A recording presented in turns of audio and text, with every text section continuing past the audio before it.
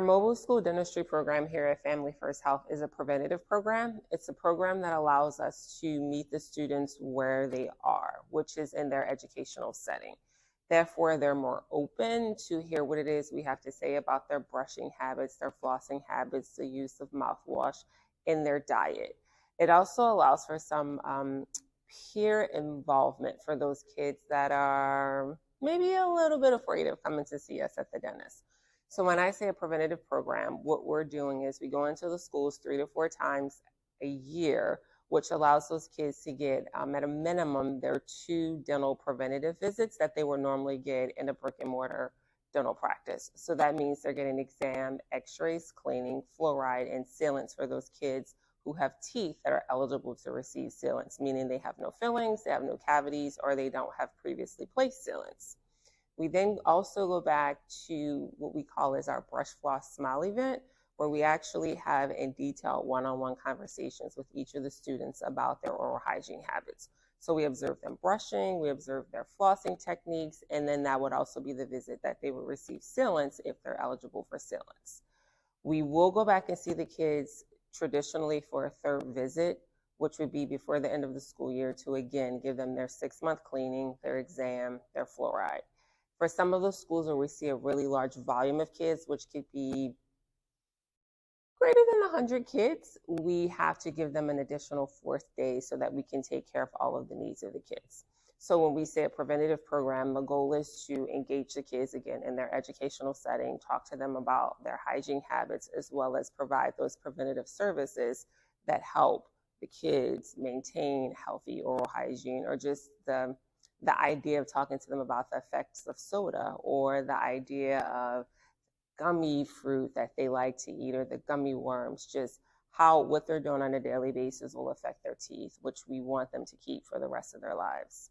So that's the mobile dentistry program, which is delivered with mobile dental equipment. So we go in, we have a mobile x-ray unit, we have a mobile x-ray processor, we have mobile dental chairs, we have mobile instrument sterilizers, and we have a mobile suction unit. So we're essentially utilizing all the tools that are used in a brick and mortar dental site to provide care for those kids. We normally set up in a gym, in an art room, sometimes in a music room, sometimes in the library. But again, what we're doing is we're taking our dental office and we're putting it on the road, and we're meeting the kids in their schools. The Offsite Service Program provides preventative dental service to the children of the community of Columbia through their schools. When we visit the school, children are provided with dental exam, x-rays, cleanings, sealants, and more. Children are oriented on the correct way of oral hygiene and the importance of it. We arrive as a complete working dental office by bringing patient chairs, portable suction units, x-rays equipment, instruments, sterilizers, and other necessary materials that we need to provide a high-quality service. We count with a prepared and disciplined team that include dentists, hygienists, FDAs, and dental assistants who love what they do and work hard to provide the best dental care to the children of the community of Columbia through the program.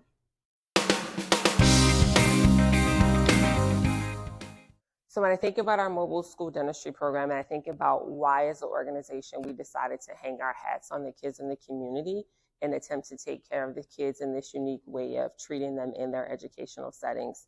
So there are only so many dental chairs, but you could imagine the number of members in the community outnumber the number of chairs we have, as well as the dentists, as well as the hours in the day that we can provide dental care.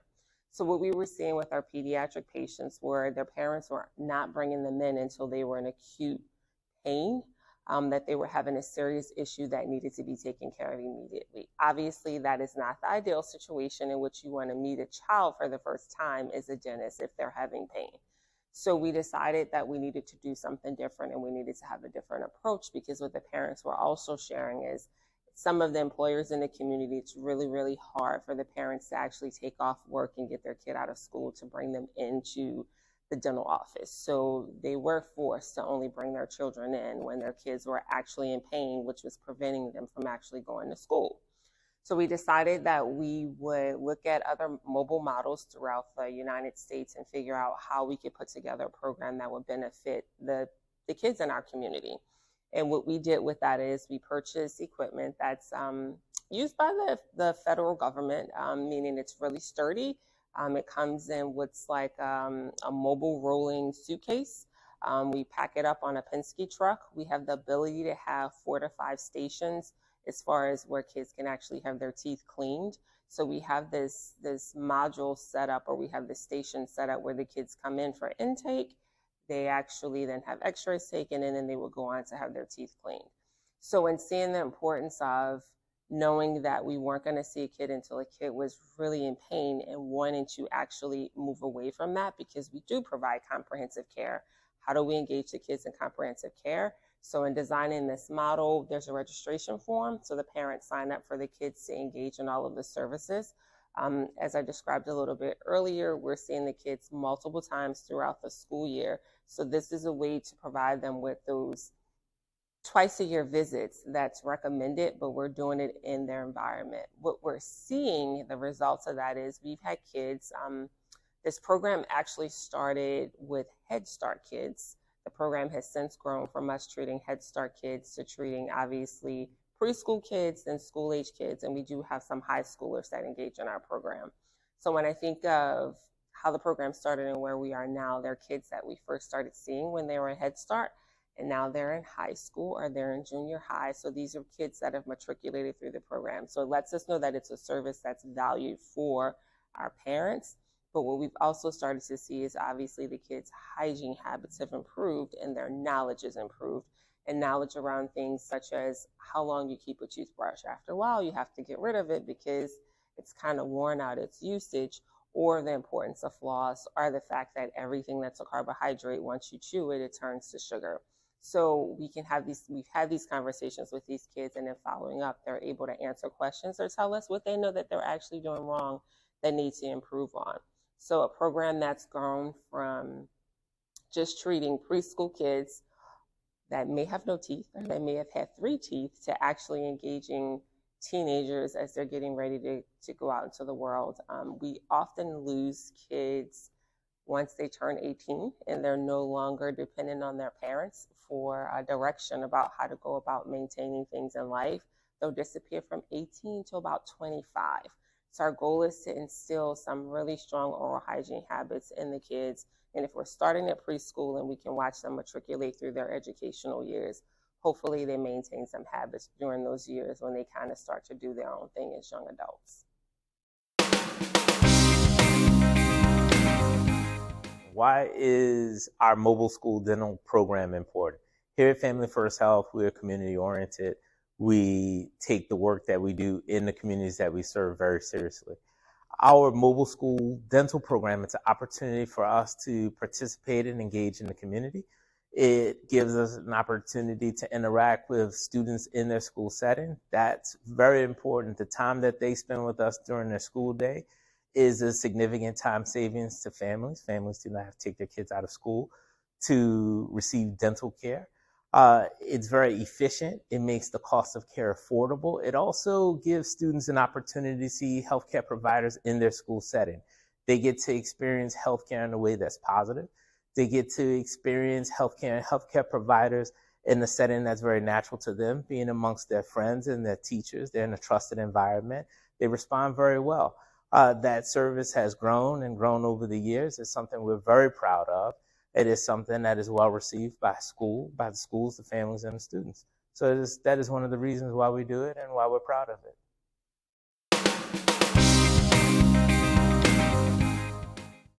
So with this program that started where we were only taking care of the kids in York City schools, we've now moved to 2 other counties, Lancaster as well as Adams County. Growth and exposure is obviously the importance of this program. And when I say growth and exposure, you want to touch as many kids as possible. We want to expose as many kids as possible to the importance of maintaining their teeth and taking care of their teeth. The things that we always have to consider, obviously, when there's a program that you've created that has become well received in most of the school districts, because our partners are school nurses, and you can imagine the school nurses are the first individuals that child meets when that child is having an oral health issue. In talking to our school nurses, obviously, the growth of the program as far as the number of kids that we are actually having exposure to within the school, because we can only see the kids that are registered. So when we think about our marketing and our ability to actually meet the parents where they are so that we can educate them so that they can actually understand the opportunities that are being offered for their kids during the school day. Marketing isn't, it isn't the least expensive expense that our organization has, but how do we actually grow to become savvier about reaching all of the parents and not just the parents that have the most extreme need, meaning they're not able to get out of work to take care of their kids' needs. Then we think about our actually footprint across the areas that we serve. So our organization is in Lancaster County, it's in York County, it's in Adams County. We have partnerships with pretty much some large school districts. But how do we actually continue to make sure that we're able to touch the communities or the individuals within the community that are in need of our service? So funding is always a big deal because nothing in dental is cheap. All of our equipment is 3 to 4 times the cost. So we're talking about anything that says dental, you can say that that's a multiplier for all of our supplies. So when we're considering how we're going to expand, we have to consider our real true ability to deliver on what we've always committed ourselves to doing. So it's a pacing, but it's also a growth that we have to make sure that we balance to ensure that we're actually providing for the students what we desire to.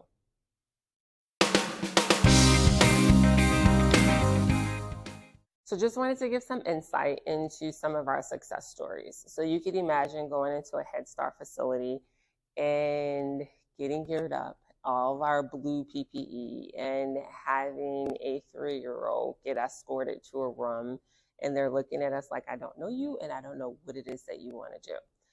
But to then have that 3-year-old hang out a little bit and maybe see a 4 or 5-year-old actually engage in care, and then decide that they want to participate in care.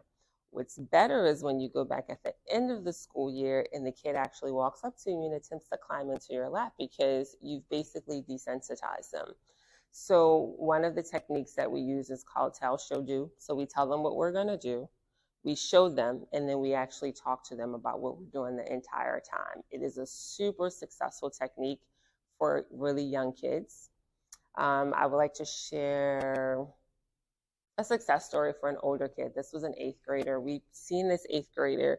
It was probably the 3rd year, and nothing had changed. Parents had not taken the kid into the office so that he could actually have the dental needs that we identified taken care of. So had a conversation with the kid, told the kid to have the parent give us a call, and we were actually able to talk to the parent over the phone, communicate with the parent the importance of what was going on in their child's mouth and the actual risk that they were putting their child in. Parent actually scheduled that same day, and we were able to get the child in within a week to be seen. Well, by the time we went back to the school at the end of the school year, he was super excited that we had actually helped facilitate him receiving care because the report cards were going home. We sent home a report card with each student of the services that were rendered, what we've actually found, and what the next steps were, but we just hadn't gotten any movement. So that actual one-on-one conversation with the parent that was initiated by the parent is actually what kind of tipped it over the edge and had the child be able to come in to receive the care that they direly needed. So that was a super exciting outcome, especially for that kid to thank us for actually taking the time to communicate with his parents so that he could receive care.